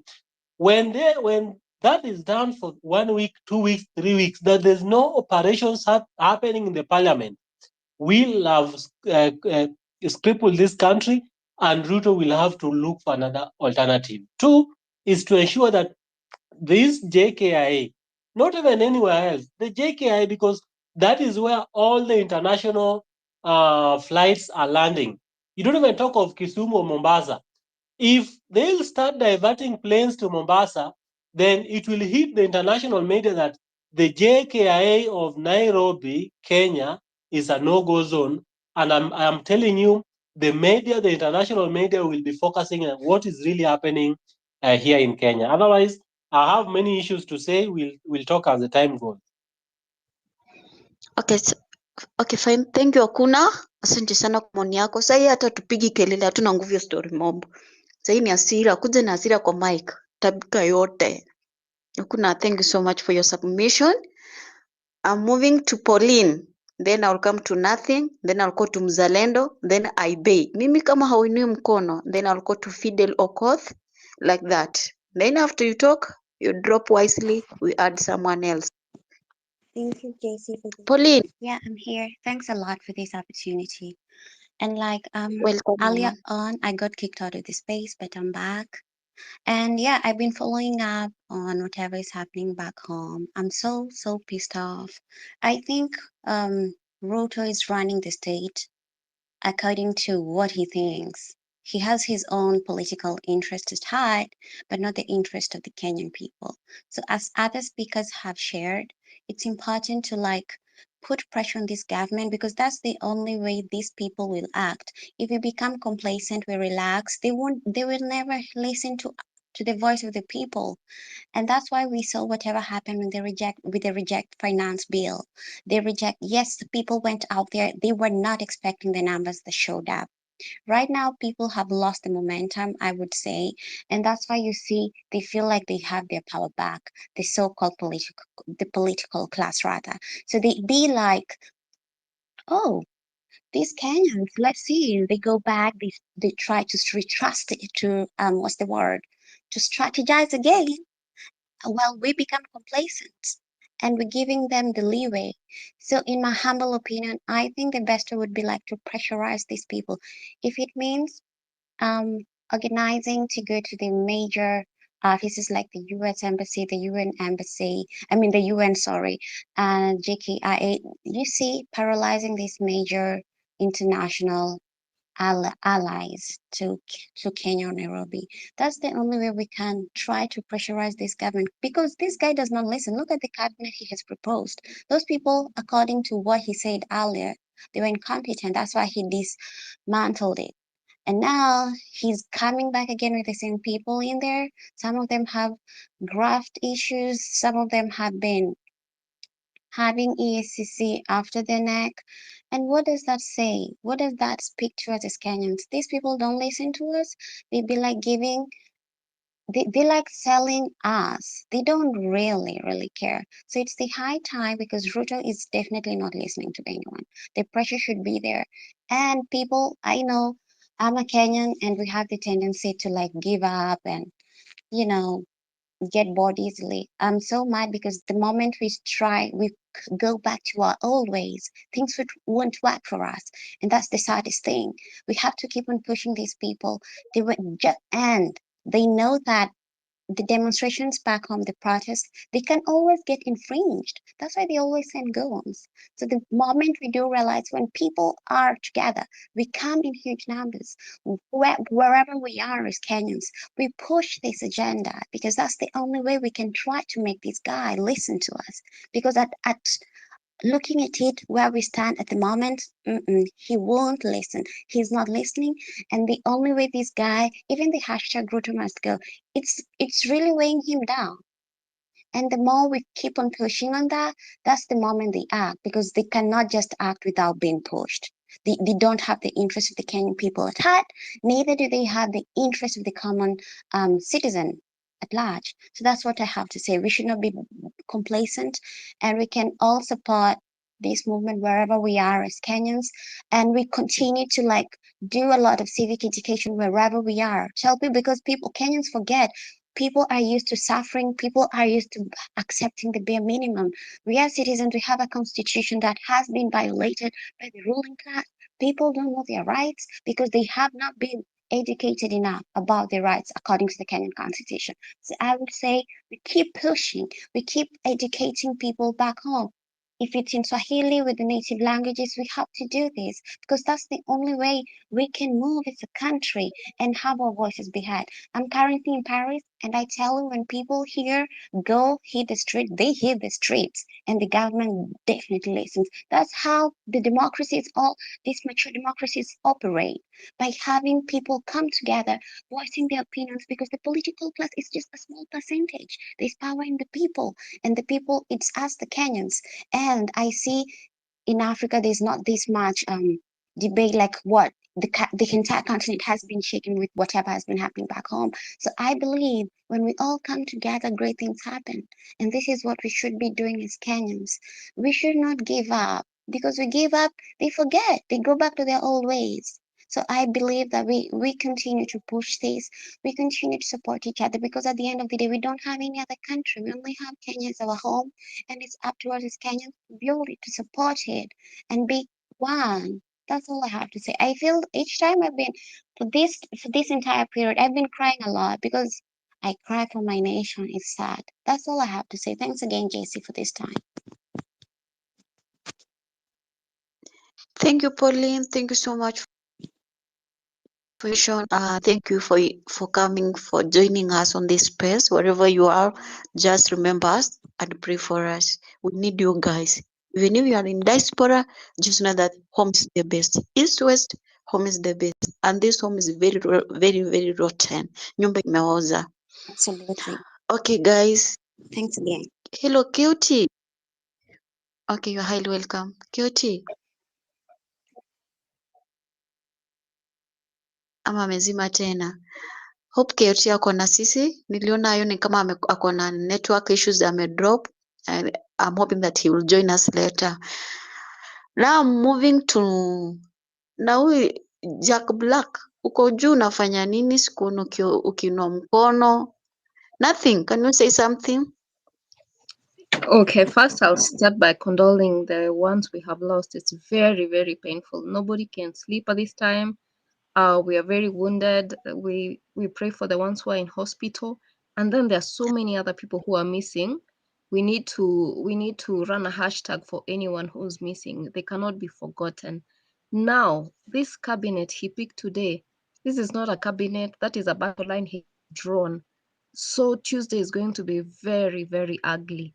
Now, to beat him at his game, what we need to do this weekend, we need to tag human rights across the world. We need to hammer US embassy, because they're the ones, if you notice, since he came from the US, this is when we've been going through all this nonsense. So we need to back at US embassy. And the way everyone is saying, we need to be organized. Can we all agree that we're going to run a hashtag first for human rights and UN? We need to complain the whole weekend. That way, these people will start speaking. By Tuesday, the police will not be brutal. Then we also need to some of this battle, you have to counter it in the mind. We need to address the police and ask them, why are you killing us? We're fighting for you. We need to start standing up, praising the police and the military guys who are good to us. So sometimes you just don't tell someone what you need to tell them. You use reverse psychology to arrive at the same thing you want to arrive at. So first we start with human rights. We ask them, what does human right mean when Kenyans life means nothing? We're being butchered in front of the whole world and you're doing nothing. So we're done with the talking. So we need to push that hashtag the whole weekend so that Tuesday will not be bloody. That way we'll be able to humiliate him, because he can't tell the police shoot to kill when we have already broadcasted to everyone. Number two, UN and American embassy. That is where we need to apply pressure, because one, those guys can't shoot us Kuna mtu when we are there. They ananisikia? can't 'Cause shoot me us. can't hear anybody. Can you hear me? I can. Nothing. Okay. Nothing. Mimi nakusikia vizuri. Yes. Huyu ako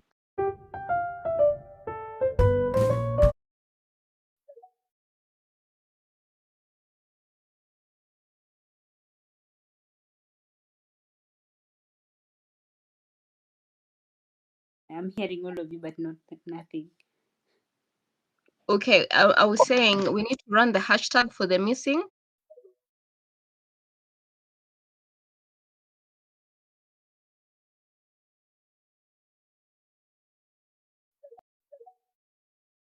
My age, I'm 26 and it's older than 26 years old. So ni kuonyeshana maybe ni hao madaktari. All right, thank you. Thank you. Do we have any other speaker who might want to contribute to this issue of corruption and especially the issue of Tatu City, which there are claims level against Governor Wamatiangi, who is stalling development by refusing to approve the usage or mixed usage of that project? Okay, Brenda, kindly mute. We have 254.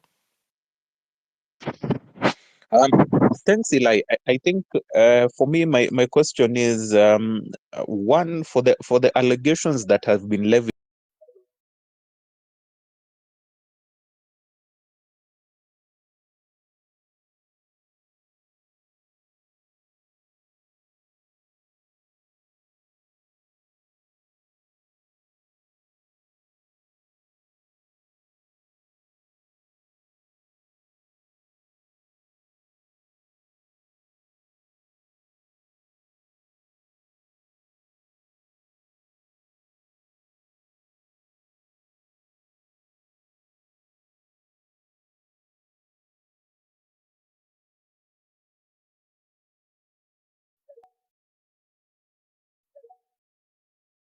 And one, when he left the position, I think sometime last year, there's nobody in that office because it was just a position that was created for Raila. We should demand refund for the Kenyans' money. Thank you. That's all I wanted to add. Yaani unataka kusema mtu anaendelea kutuibia? You mean hata jameni, hasira sasa nasikia imeongezeka. Na the hasira that imeenda over the roof. 6000 kindly ongezea kitu. Mkenya, what I wanted to say is that to create awareness on during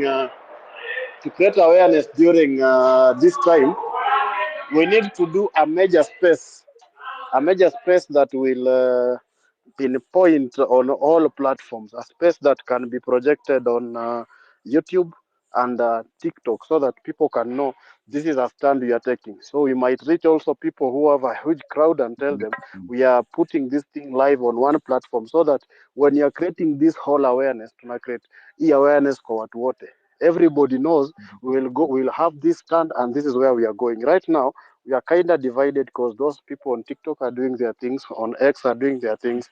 Kuna Mukuru kwa Zuckerberg. Mukuru kwa Zuckerberg is one confused place where people even don't know whatever they are doing. So it is upon us right now to start thinking how we are going. Hey, Morris. Yes. Mute bana. Kuna kitu ya papo hapo kando, mute tu. So Mukuru kwa Zuckerberg huko kuna shida kubwa, but we should try and reflect on all these areas so that when we go out there, people know we went there as a crowd and as a unit. Now we need to start moving as a unit. We should not segment these social media pages and say wacha watu wa TikTok wafanye yao, FB wafanye yao, YouTube wafanye yao, Telegram. No, we should now go as a unit known as Kenya. Now it is not the Gen Z. This is a Kenyan war, and a Kenyan war is a Kenyan war. Mimi saa hii naongea hata niko police station hapa, nimetulia nacheza pool na wenzangu. So Ruto should know that I'm going out there to fight for my country starting from Sunday. Thank you. Okay, thank you, Dr. Brian. Last time to call you, you need to jump on the mic. Dr. Brian. Okay, overdose. Are you there? Overdose. Okay. Okay, Maurice. Yes.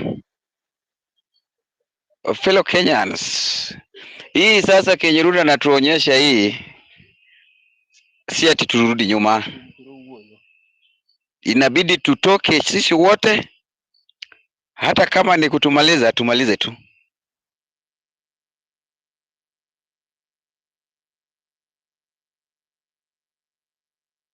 Aibu. tu ya wote, takataka yake wote inafaa apeleke aende nayo nyumbani kabisa. Hatuwezi lipa ushuru mara mbili. Kwanza wote ambao walitolewa inafaa wafanyiwe investigation, tujue vile wametolewa pesa yao ni ngapi. Kina Kipchumba Murkomen, kina Mauchogu, hatuwezi wangoja kabisa. Tumechoka. Wale ambao waliuawa hata investigation hajafanyiwa, wengine wanashikwa tu. Hapana. Enough is enough. We need to come out in large number. We won't fear anybody. Hata mapolisi pia ni raia tu kama sisi, na hii kipigo ambayo tunapigania wao ndio wenyewe ndio watafaidika. Asanteni.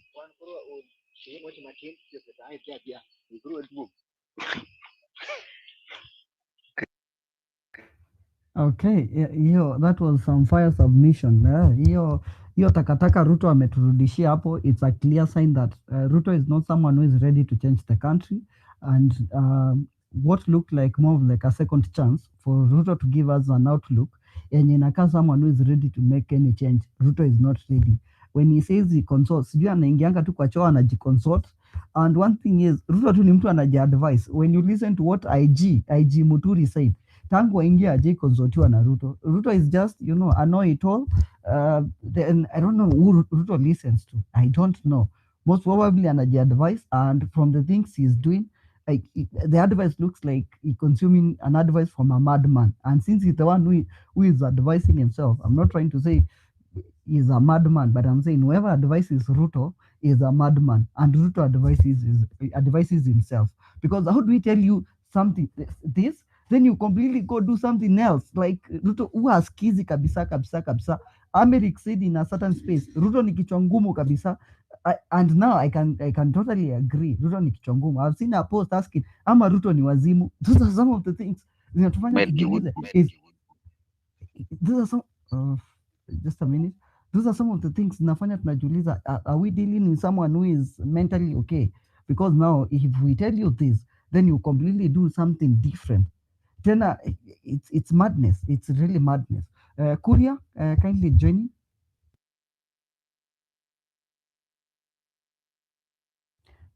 Okay, there is overdose. Then it means I have to empty some mics because and the people who are requesting the mic, I think I'll have to send some of the mics directly in the DMs because wow, wamefanyia ile space ile kitu, we've refreshed the space like 3 times. Edgar can't completely see the mics, so unaweza stop requesting the mic, join tena, request the mic, ndio niendelee kupeana the mics. This Dr. Mwenda, sorry, inakaa your mic has refused. Meanwhile, okay, Isalia.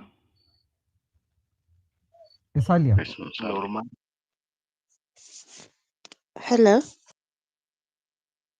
Yes.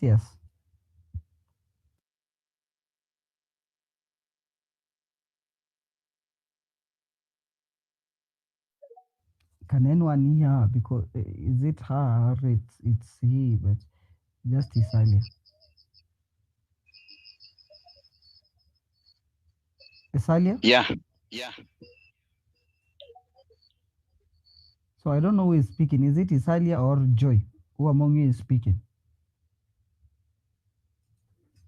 Oh, sorry guys, I'm removing. I'm fixing the mics here while we are doing whatever we are doing. Just to make sure that everyone gets an opportunity. We ndugu yangu, simu nifungulie.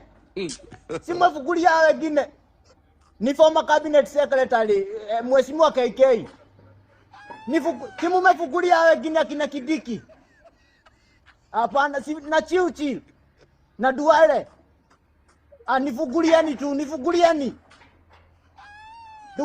Ndugu yangu. Ni former cabinet secretary. Ona. Mpaka nimenunua saa, niko na time ya Wakenya. Simu nifungulie. Ndugu yangu, ni mimi. Former minister.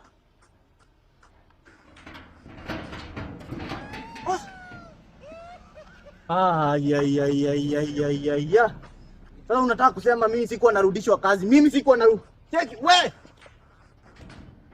nirudisheni kazi.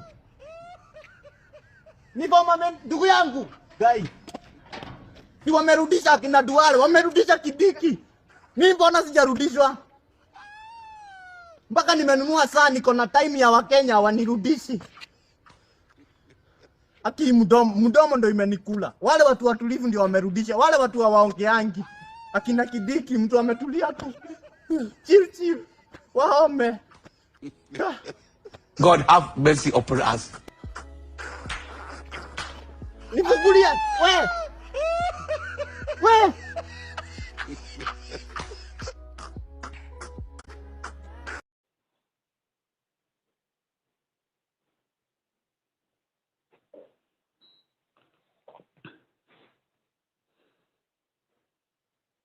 Okay, we are trying to reset the space, so the refreshing the space basically. So it's not going to drop, but we are just refreshing.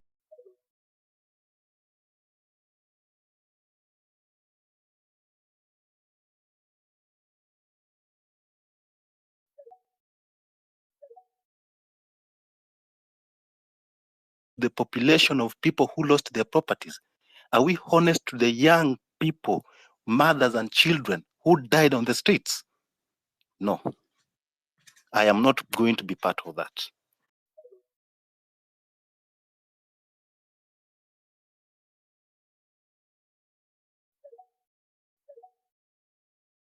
Time. But luckily, I like get the information, and what I have just seen is exactly as what has been said here. It's a big middle finger to you, to everyone, to Kenya, and to everyone who has been on this course. The tone deafness, I cannot even begin to describe it. But there's something that I think we need to be alive to, and I think that's what the president is trying to do. He's trying to play tribal politics.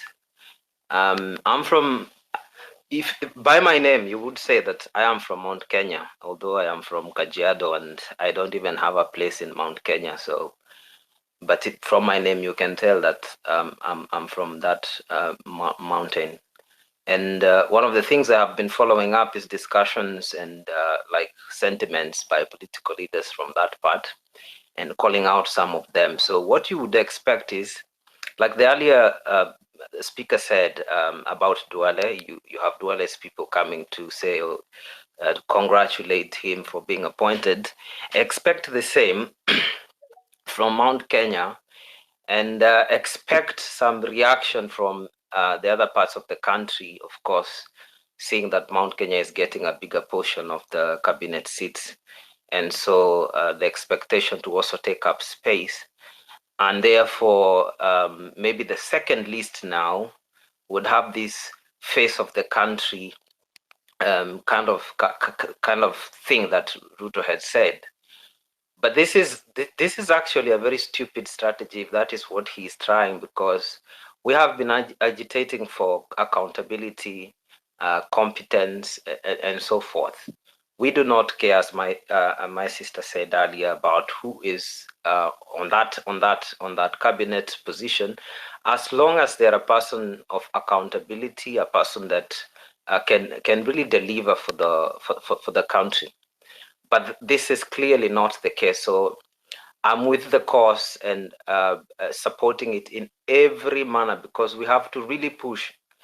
If we thought this was going to be like a 100 meters dash, it's not. This is not. It looks for me like the long run, and we have to debunk and all this tribalist stuff that will come on our way. And we have especially talked to our relatives and so forth. And I'm very, very happy at even ODM guys, because I know this is a big test, especially to communities that have never been whatever, quote unquote. It's not even a privilege, because these guys just basically are in one team.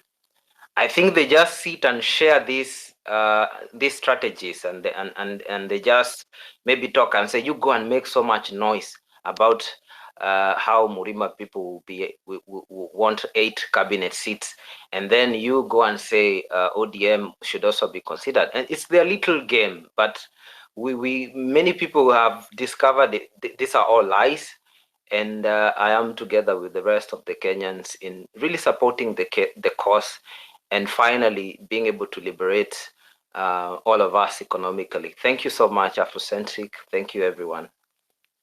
Thank you, Kiare, so much. Guys, if you're ready to speak, please lift your hand so I can know you're good to go. There's some people who are still in transit. I'm getting messages.